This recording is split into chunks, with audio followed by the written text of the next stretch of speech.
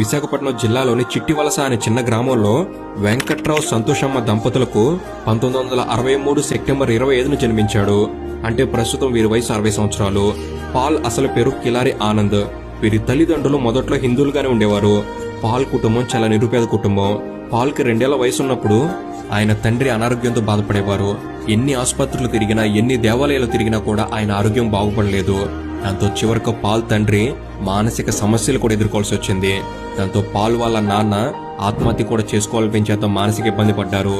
అలా 3 ఏళ్ల పాటు అనారోగ్య సమస్యను అనుభవించిన తర్వాత ఆ సమయంలో ఒక క్రిస్టియన్ ఫాదర్ పాల్ తల్లిదండ్రులను కలిసి, ఎన్నో దేవాలయాలకు మీరు వెళ్తున్నారు, ఎన్నో ఆసుపత్రులు తిరుగుతున్నారు, ఒక్కసారి మీరు యేసు ప్రభువుని నమ్మి మనసారా ప్రార్థించి మీ సమస్యలు తీరిపోవాలని కోరుకోండి అని అడగ్గా, ఆయన సలహా మేరకు గ్రామంలో ఉన్న చర్చిలో యేసు ప్రభు ప్రార్థనలో పాల్గొనడం జరిగింది. అలా చర్చికి వెళ్లడం మొదలుపెట్టిన పాల్ తల్లిదండ్రులకు అంతా మంచి జరిగింది.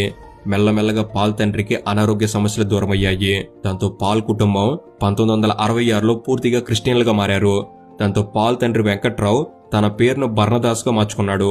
తల్లిదండ్రులతో పాటు పాల్ కూడా చిన్నతనం నుంచే, అంటే పాల్కి 4 సంవత్సరాల వయసు నుంచి చర్చికి వెళ్లడం మొదలుపెట్టాడు.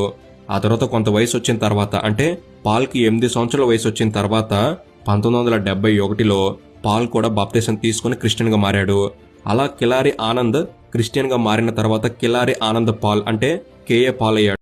స్కూల్ కు వెళ్లే సమయంలో కుటుంబ ఆర్థిక సమస్యల కారణంగా జూటు మిల్లులో బొగ్గులు ఏరుకుని వాటిని అమ్మి డబ్బు సంపాదించేవాడు.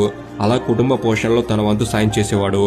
పాల్ది నిరుపేద కుటుంబం అయినందువల్ల పాల్ చిన్నతనంలో చాలా ఆర్థిక ఇబ్బందులను ఎదుర్కొన్నాడు.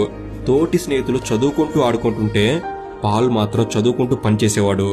కొన్నిసార్లు ఆకలితో కుళ్ళిపోయిన పండ్లు, పాడైపోయిన ఆహారం తిన్న రోజులు కూడా ఉన్నాయంటూ పాల్ చాలా సందర్భాల్లో చెప్పడం జరిగింది.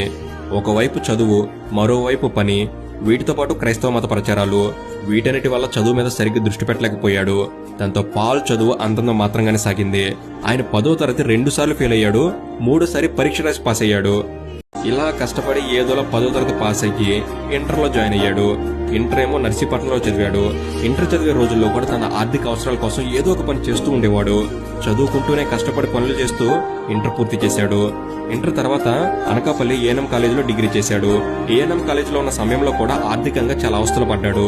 డిగ్రీ చదువుతున్న రోజుల్లో ఒకనొక సమయంలో కేవలం 15 పైసలతో ఏకంగా 30 రోజులు గడిపాడు. ఆ సమయంలోనే అతడిలో చాలా మార్పు వచ్చింది. ఆర్థిక ఇబ్బందుల నుంచి ఎలాగైనా బయటపడాలని గట్టిగా నిర్ణయించుకున్నాడు.